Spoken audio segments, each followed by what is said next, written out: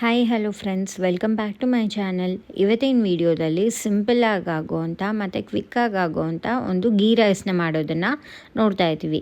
ಇದಕ್ಕೆ ನಮ್ಮ ಫ್ಯಾಮಿಲಿನಲ್ಲಿ ಮತ್ತು ನನ್ನ ಫ್ರೆಂಡ್ಸ್ ಸರ್ಕಲಲ್ಲಿ ಸಪ್ರೇಟ್ ಫ್ಯಾನ್ ಬೇಸ್ ಇದೆ ಅಂತಲೇ ಹೇಳ್ಬೋದು ನಮ್ಮ ಆಂಟಿ ಮಾಡೋ ಗೀ ರೈಸ್ಗೆ.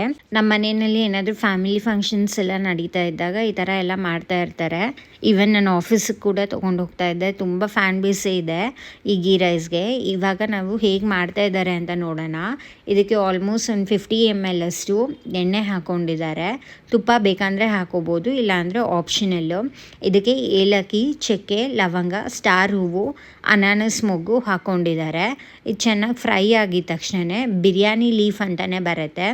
ನಿಮಗೆ ಆನ್ಲೈನಲ್ಲಿ ಸಿಗುತ್ತೆ ಈ ಪ್ಲ್ಯಾಂಟ್, ನೀವು ಬುಕ್ ಮಾಡ್ಕೋಬೋದು. ನಾನು ಡಿಸ್ಕ್ರಿಪ್ಷನಲ್ಲಿ ಲಿಂಕ್ ಕೂಡ ಕೊಟ್ಟಿರ್ತೀನಿ. ಇದು 2 kg ಅಕ್ಕಿಯಾಗೋಷ್ಟು ಮಾಡ್ತಾ ಇರೋದ್ರಿಂದ ನಾವು 3 ದೊಡ್ಡ ಈರುಳ್ಳಿ ತೊಗೊಂಡಿದ್ದೀವಿ. ದಪ್ಪ ಸೈಜ್ ಇರೋದ್ರಿಂದ 3 ತೊಗೊಂಡಿದ್ದೀವಿ. ಮೀಡಿಯಮ್ ಸೈಜ್ ಇದ್ದರೆ ನೀವೊಂದು 4-5 ತೊಗೋಬೋದು. ಈರುಳ್ಳಿ ತುಂಬ ಡೀಪ್ ಫ್ರೈ ಮಾಡೋಕ್ಕೆ ಹೋಗಬೇಡಿ. ಒಬ್ರೊಬ್ರು ಏನು ಮಾಡ್ತಾರೆ ಅಂದರೆ ಗೋಲ್ಡನ್ ಬ್ರೌನ್ ಆಗೋ ತನಕ ಫ್ರೈ ಮಾಡ್ತಾರೆ. ಗೋಲ್ಡನ್ ಬ್ರೌನ್ ತನಕ ಏನು ಬೇಡ, ಮೀಡಿಯಮ್ ಸಾಫ್ಟ್ ಆದರೆ ಸಾಕು. ಇದಕ್ಕೆ ಒಂದು 4-5 ಹಸಿಮೆಣಸಿನ್ಕಾಯಿ ತೊಗೊಂಡಿದ್ದಾರೆ. ನೀವು ನೋಡ್ತಾ ಇರ್ಬೋದು ಈರುಳ್ಳಿ ಮತ್ತು ಮೆಣಸಿನ್ಕಾಯಿ ಎಲ್ಲ ಚೆನ್ನಾಗಿ ಫ್ರೈ ಆಗ್ತಾ ಇದೆ. ಇವಾಗ ನಾನು 1 ಗ್ಲಾಸ್ ಅಕ್ಕಿಗೆ ಎಷ್ಟು ಬೇಕು ಕ್ವಾಂಟಿಟಿ ಅನ್ನೋದನ್ನು ನಾನು ಡಿಸ್ಕ್ರಿಪ್ಷನಲ್ಲಿ ಕೂಡ ಹಾಕಿರ್ತೀನಿ, ನೀವು ಚೆಕ್ ಮಾಡ್ಕೋಬೋದು. ಇವಾಗ ನೋಡ್ಬೋದು ನೀವು ಈರುಳ್ಳಿ ತುಂಬ ಸಾಫ್ಟ್ ಆಗಿದೆ, ಕಲರ್ ಒಂದು ಸ್ವಲ್ಪ ಚೇಂಜ್ ಆಗಿದೆ, ತುಂಬ ಗೋಲ್ಡನ್ ಬ್ರೌನ್ ಏನು ನಾವು ಮಾಡ್ಕೊಂಡಿಲ್ಲ. ಸೊ ಇವಾಗ ಒಂದು ಸ್ವಲ್ಪ ಗೋಡಂಬಿ ಹಾಕ್ತಾ ಇದ್ದೀವಿ. 2 kg ಅಕ್ಕಿಗೆ ತೊಗೊಂಡಿರೋದ್ರಿಂದ ನಾವೊಂದು 15-20 ಗೋಡಂಬಿ ಹಾಕ್ತಾ ಇದ್ದೀವಿ. ಬೇಕಂದರೆ ಇನ್ನೊಂಚೂರು ಜಾಸ್ತಿ ಹಾಕೋಬೋದು ನೀವು. ಇವಾಗ ನಾವು 50 ಗ್ರಾಮ್ ಅಷ್ಟು ಶುಂಠಿ ಬೆಳ್ಳುಳ್ಳಿ ಪೇಸ್ಟ್ ಹಾಕೊತಾ ಇದ್ದೀವಿ. 2-50 ಗ್ರಾಮ್ ಬರಬೇಕು. ಇದು 2 kg ಅಕ್ಕಿಗೆ ಮಾಡ್ತಾ ಇರೋದ್ರಿಂದ ನಾನು ಆ ಕ್ವಾಂಟಿಟಿನಲ್ಲಿ ಹೇಳ್ತಾ ಇದ್ದೀನಿ. 2-50 ಗ್ರಾಮ್ ಅಷ್ಟು ಬರಬೇಕು. ನೋಡ್ತಾ ಇರ್ಬೋದು ಈರುಳ್ಳಿನೂ ಚೆನ್ನಾಗಿ ಫ್ರೈ ಆಗಿದೆ. ಶುಂಠಿ ಬೆಳ್ಳುಳ್ಳಿ ಪೇಸ್ಟ್ ಹಾಕಿದ್ಮೇಲೂ ನಾವು ಚೆನ್ನಾಗಿ ಫ್ರೈ ಮಾಡ್ತಾ ಇದ್ದೀವಿ. ನಿಮಗೆ ಫ್ಲೇವರು ಏನು ಅಷ್ಟು ಗೊತ್ತಾಗಲ್ಲ, ಶುಂಠಿ ಬೆಳ್ಳುಳ್ಳಿದು ಫ್ಲೇವರು. ನಾವಿಲ್ಲಿ 2 kg ಅಕ್ಕಿಗೆ ಮಾಡ್ತಾ ಇರೋದ್ರಿಂದ ನಮ್ಗೆ ಆ ಪಾತ್ರೆ ಪೂರ್ತಿ ಅಕ್ಕಿ ಬಂದಿರೋದ್ರಿಂದ ಅದರಲ್ಲಿ ನಾವು 2 ಟೈಮ್ ಅಷ್ಟು ನೀರು ಹಾಕೊತಾ ಇದ್ದೀವಿ. ನೀವೇನಾದರೂ ಬಾಸುಮತಿ ಅಕ್ಕಿ ತೊಗೊಂಡ್ರೆ 1.5 ತೊಗೊಳ್ಳಿ ನೀರನ್ನ. ನೀವು ನಾರ್ಮಲ್ ಅಕ್ಕಿ ಯಾವುದಾದ್ರೂ ಸೋನಾ ಮಸೂರಿ ಅಂಥದ್ದೆಲ್ಲ ತೊಗೊಂಡ್ರೆ 1:2 ತೊಗೊಳ್ಳಿ. ನಾವಿಲ್ಲಿ ಸೋನಾ ಮಸೂರಿ ಅಕ್ಕಿ ಯೂಸ್ ಮಾಡ್ತಾ ಇದ್ದೀವಿ. ಸೊ ನಾವು 1:2 ಅಷ್ಟು ವಾಟರ್ ತೊಗೊತಾ ಇದ್ದೀವಿ. ನಿಮ್ಗೆ ಏನಾದರೂ ನೀರು ಬೇಕು ಅಂದರೆ ಇನ್ನೊಂಚೂರು ಆ್ಯಡ್ ಮಾಡ್ಕೋಬೋದು. ನಾವಿಲ್ಲಿ ಒಂದು 2 ಸ್ಪೂನಷ್ಟು ಟೇಸ್ಟ್ ಉಪ್ಪು ಆ್ಯಡ್ ಮಾಡ್ಕೊತಾ ಇದ್ದೀವಿ. ಟೇಸ್ಟ್ ಉಪ್ಪು ಆ್ಯಡ್ ಮಾಡ್ಕೊಂಡ್ಮೇಲೆ ಒಂದು ಸತಿ ಚೆನ್ನಾಗಿ ಮಿಕ್ಸ್ ಮಾಡ್ಕೊಳ್ಳಿ. ನೀವು ನೋಡ್ತಾ ಇರ್ಬೋದು ಆಲ್ರೆಡಿ ನೀರು ಕುದಿಯೋಕ್ಕೆ ಕೂಡ ಬಂದಿದೆ.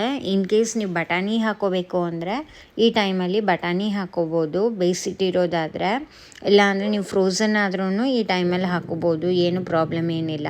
ನೀವು ನೋಡ್ತಾ ಇರ್ಬೋದು ಇವಾಗ ನೀರು ಕುದಿಯೋಕ್ಕೆ ಶುರುವಾಗಿದೆ. ಸೊ ನಾವು ಅಕ್ಕಿ ತೊಳೆದಿಟ್ಕೊಂಡಿದ್ದೀವಿ, ಅದನ್ನು ಹಾಕ್ತಾ ಇದ್ದೀವಿ.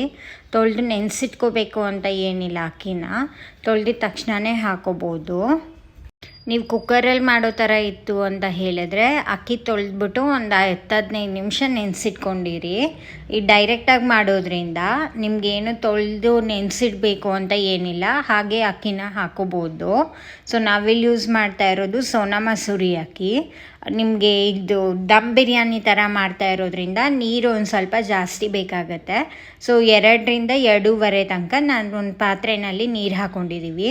ನೀವು ನೋಡ್ತಾ ಇರ್ಬೋದು ಅಕ್ಕಿ ಹಾಕಿದ್ಮೇಲೂ ಚೆನ್ನಾಗಿ ಒಂದು ಸತಿ ಮಿಕ್ಸ್ ಮಾಡ್ಕೊತಾ ಇದ್ದೀವಿ. ಜಾಸ್ತಿ ಏನು ಮಿಕ್ಸ್ ಮಾಡ್ಕೊಳಕ್ಕೆ ಹೋಗ್ತಾ ಇಲ್ಲ, ಯಾಕೆಂದರೆ ನಾವು ಡೈರೆಕ್ಟಾಗಿ ಮಾಡೋದ್ರಿಂದ ಒಂದೊಂದು ಸತಿ ಅಕ್ಕಿ ಎಲ್ಲ ಒಡೆದೋಗ್ಬಿಡುತ್ತೆ. ಅದಕ್ಕೆ ಜಾಸ್ತಿ ಮಿಕ್ಸ್ ಮಾಡ್ಕೊಳ್ತಾ ಇಲ್ಲ. ನೀವು ನೋಡ್ತಾ ಇರ್ಬೋದು ಇವಾಗ ನಾವು ಉಪ್ಪು ಹಾಕ್ಕೊತಾ ಇದ್ದೀವಿ. ಲಾಸ್ಟಿಗೆ ಉಪ್ಪು ಹಾಕ್ಕೊಂಡು ಒಂದು ಸತಿ ಚೆನ್ನಾಗಿ ಮಿಕ್ಸ್ ಮಾಡ್ಕೊಂಬಿಡಿ. ನಾವಿಲ್ಲಿ ಒಂದು ಅಂದಾಜಿನ ಪ್ರಕಾರ ಹೇಳಬೇಕು ಅಂದರೆ 1 ಚಿಕ್ಕ ಕಪ್ಪಷ್ಟು ಪೂರ್ತಿ ಉಪ್ಪು ಹಾಕ್ಕೊಂಡಿದ್ದೀವಿ, ಕಲ್ಲುಪ್ಪು ಹಾಕ್ಕೊಂಡಿರೋದು. ಸೊ ಒಂದು ಸತಿ ಮಿಕ್ಸ್ ಮಾಡ್ಕೊತಾ ಇದ್ದೀವಿ. ಈಗ ನಾವು ಇಲ್ಲಿ ಪಾತ್ರೆನಲ್ಲಿ ಮಾಡ್ತಾ ಇರೋದ್ರಿಂದ ಅವಾಗವಾಗ ನೀವು ತೆಗೆದು ನೋಡ್ತಾ ಇರಬೇಕಾಗತ್ತೆ ಹೇಗೆ ಬೇಯ್ತಾ ಇದೆ ಏನು ಅಂತ. ನೀರು ಸಾಲಿಲ್ಲ ಅಂದರೆ ಇನ್ನೊಂಚೂರು ನೀವು ನೀರು ಕೂಡ ಆ್ಯಡ್ ಮಾಡ್ಕೋಬೋದು.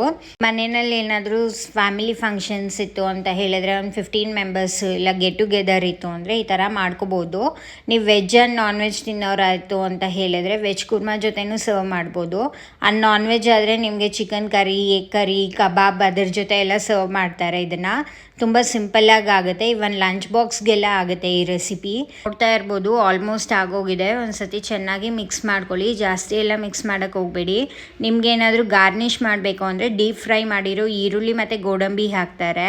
ನಿಮ್ಗೇನಾದರೂ ಈ ವಿಡಿಯೋ ಇಷ್ಟ ಆದರೆ ನಮ್ಮ ಚಾನಲ್ನ ಲೈಕ್ ಆ್ಯಂಡ್ ಸಬ್ಸ್ಕ್ರೈಬ್ ಮಾಡಿ. Thank you for watching.